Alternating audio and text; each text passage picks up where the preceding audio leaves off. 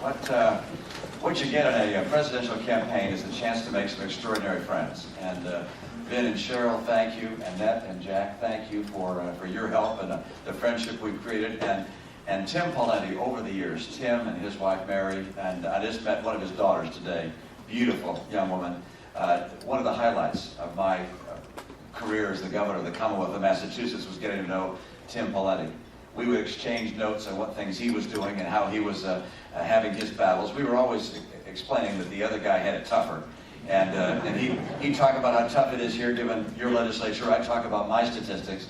There are a lot of Democrats in Massachusetts. You may have heard that. We have 160 state reps in Massachusetts, and 19 are Republican. Out of 160. We have 40 state senators. 5 are Republican. And so it is a battle. And we would compare notes, and you know what's remarkable is that you are so lucky to have Tim Pawlenty as your governor, a person who stands up for the people of this great state.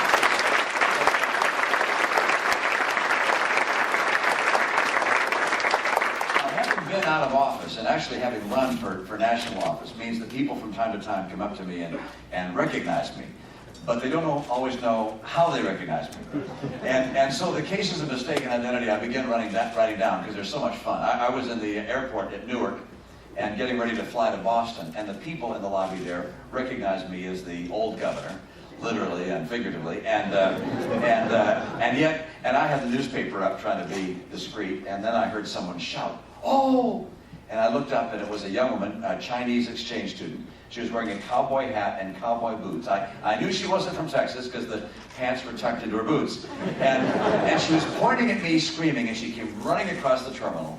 And I saw the other people looking around, smiling, and she came close to me, and she said, "You're John Kerry!" I said, "You're absolutely right." And perhaps the most unusual was on the Today Show. I was getting interviewed by Matt Lauer, early half hour on the Today Show. I was in Boston, Faneuil Hall Marketplace, outdoors. They had outdoor lights, a lot of things strung around, and the advance guy that was with me, Will Ritter, was holding my things, and I was being interviewed. This woman came up to him, and the crowd sort of watching us, and she pointed at me and she said, "Is that Barack Obama?" I sometimes wonder how people can be so clueless, but I have fallen prey to the same cluelessness myself. After the presidential race was over, my wife and I went to Beijing to go to the Olympic Games there and to see some of our favorite events. I went to one of my favorites, women's beach volleyball, and Ann insists I go.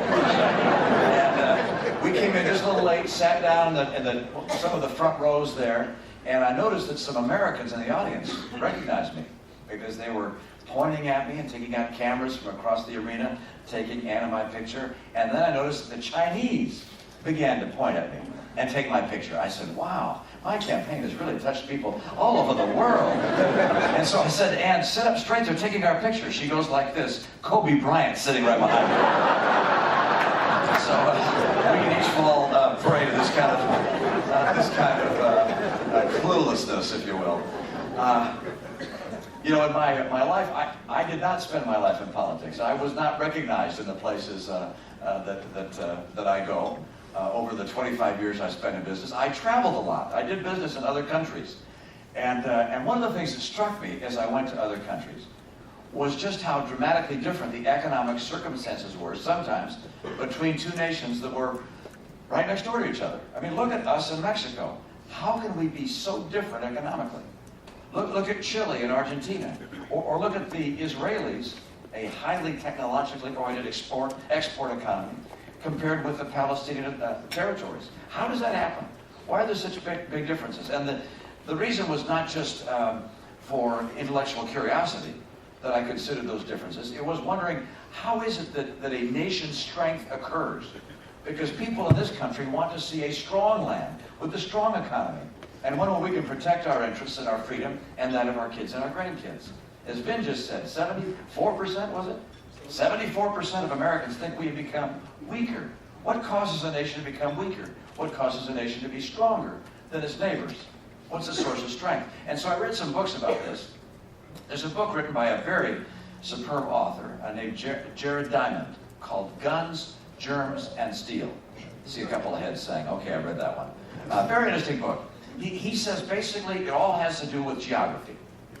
That if at the beginnings of a country you got some land which had iron ore in it, you could smelt the ore and turn it into swords and kill your neighbor, or make guns and kill your neighbor, and therefore you were a stronger nation. And if you didn't have those things, you were going to be weaker.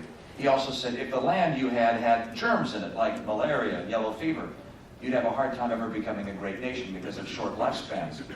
He pointed out that if your geography had a lot of rivers, that you had the ability to trade easily, and that would build up your economy, and you'd be a stronger nation than those that didn't have rivers. So you know, as you finished the book, you said, well, that was pretty compelling, but it doesn't seem to explain everything.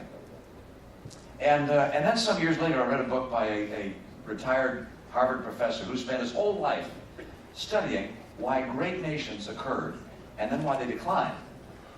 And in this book, it's called The Wealth and Poverty of Nations. He looks at all these nations and their histories, and then he ends up with roughly these words. He said, if you can learn anything from the history of the economic development of the world, it's this: culture makes all the difference. Culture. What people believe. Well, I'm not talking about what kind of clothes they wear, the food they eat. I'm talking about, do they value honesty, integrity, do they work hard, and so forth. You think about America's culture. That is what made our country what it is. Now, you may have your own mind as to what is distinct about our culture. Americans like hard work. That's one aspect. I was in Iowa selling books a couple weeks ago, and a guy came up to me and said, I'm happy to be here. My dad can't be here. Will you sign a book for him? Sure. Where's your dad? Oh, he's getting ready to plant the corn. I said, how old is he? He said 90.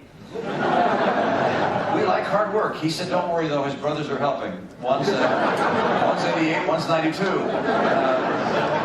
It's just in our nature. We like hard work. We value education. Think of the education culture in this country. From the very beginning of our land, we said we want institutions of higher learning. We have the best colleges and universities in the world. The GI Bill and the fact that women went back to work during the Second World War, those things combined to create such economic power and innovation that propelled us, I think, to the great success we have today. We're resting on the laurels of greatly educated, great generation individuals who are our parents in many respects. We're a patriotic people. That's a good aspect of what we are as a nation. We love this country. We are by and large a country that believes in God. And even those that don't believe in God typically believe in something greater than ourselves and will sacrifice. We are a people who are inspired by the call to sacrifice for great causes, particularly our country. We're a nation that of risk takers, pioneers, innovators. It's a big part of the American spirit. You think about sort of the DNA of America. It began with the settlers who came here. I simply can't imagine people leaving Scandinavia and Western Europe and other parts of the world and giving up the security they had, what security they may have had, getting on a little tiny ship, where a lot of them would die getting here, coming here, not knowing what the Native Americans might do when they got here. A lot of them dying here. In order, why? Why would they do that? For opportunity. For the chance to pioneer and to innovate, to create for themselves a better future. That's what brought them here. It's in our DNA. And then the founders had a choice. They could have chosen to follow the King of England, or to create a great and strong central government that would direct each of us as to what we should make, where we should send it, how much we get paid for it, how much to tax us. Instead, they said, no, we're going to let people pursue the dreams of their own hearts. And by virtue of making that choice, to not have the king as sovereign or the government as sovereign, but the individual as sovereign, the citizen as sovereign, they changed history here and around the world. And everyone in the world who sought opportunity, who wanted to be a pioneer, came here to this country. That's who we are. And what worries me right now is that Washington today, more than I've seen during my lifetime, in fact, Washington over a long period of time, is smothering the spirit of America. That which makes America, America. And we must not let it happen. We've got to protect it.